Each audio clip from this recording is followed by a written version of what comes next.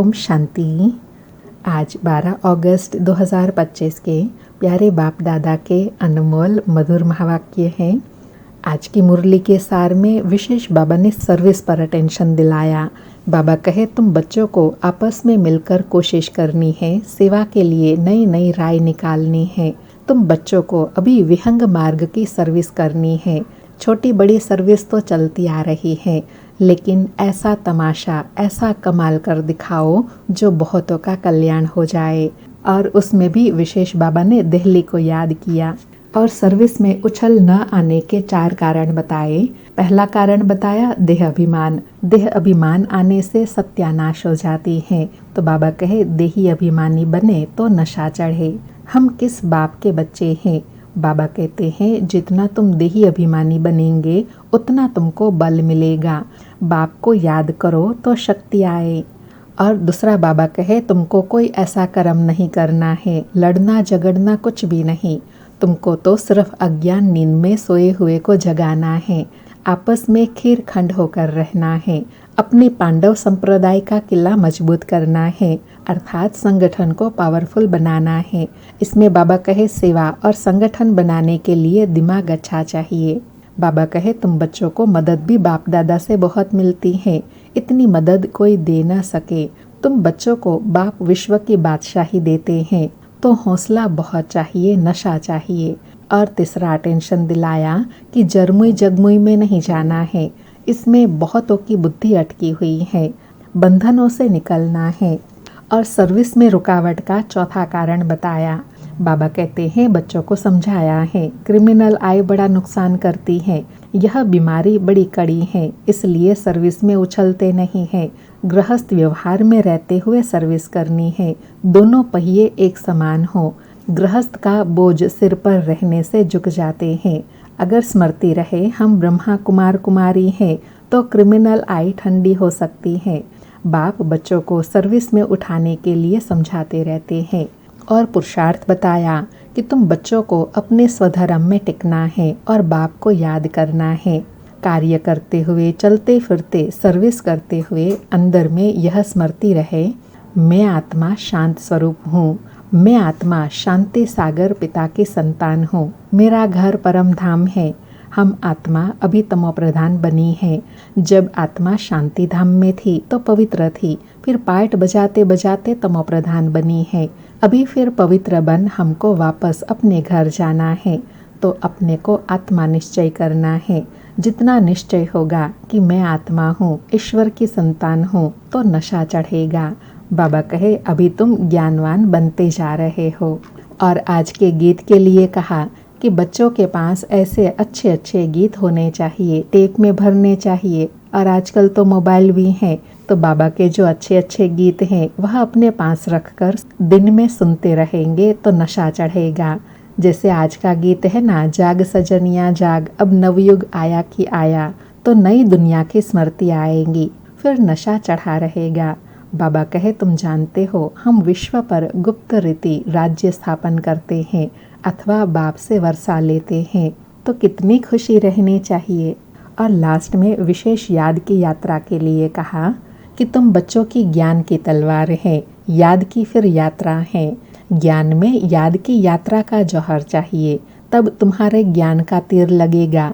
बाबा कहे लड़ाई से थोड़े ही सदगति होती है, तुम्हारी तो योग की बात है। याद के बल बगैर ज्ञान तलवार काम नहीं करेंगी। बाबा कहते हैं तुम याद में मस्त रहो तो सर्विस बढ़ती जाएंगी। यह याद की गुप्त मेहनत है जिससे शक्ति मिलती है। तुमको पतित से पावन बनने में बल मिलता है, इसमें ही कमाई है, मुख्य पुरुषार्थ ही यही है।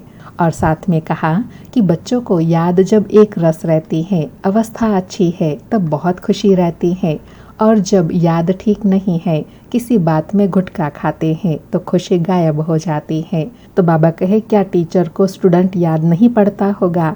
यहाँ तो घर में रहते हैं, सब कुछ करते, टीचर शिव बाबा को याद करना है।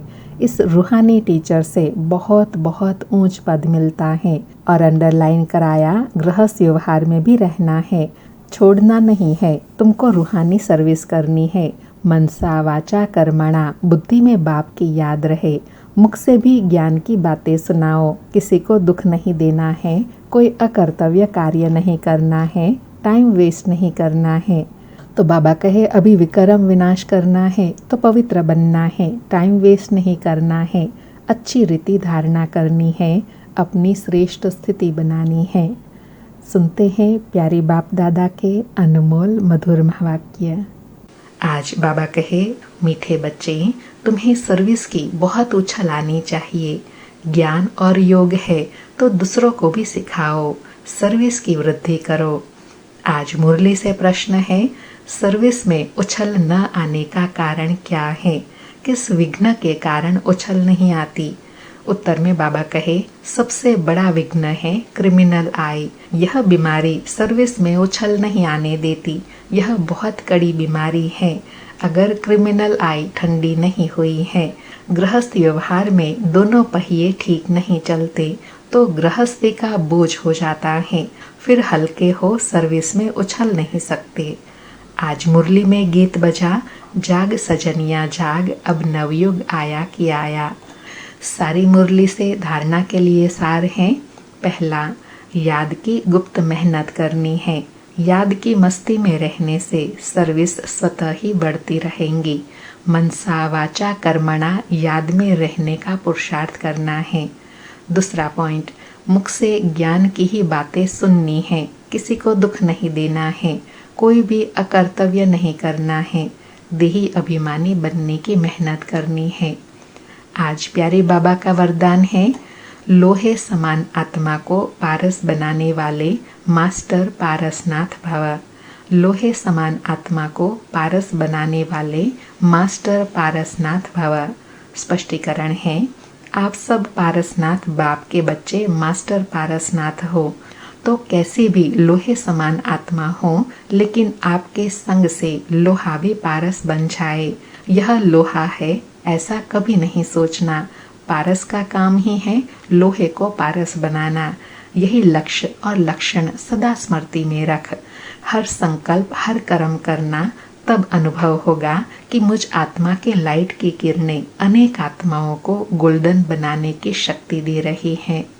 बाबा कहे ऐसी अनुभूति के साथ सेवा करनी है कि मैं कौन हूँ, पारसनाथ हूँ। तो कैसे भी लोहे समान स्वभाव संस्कार वाली आत्मा हो, वो भी मेरे ईश्वरीय संग से पारस गोल्डन बन रही है, परिवर्तन हो रही है।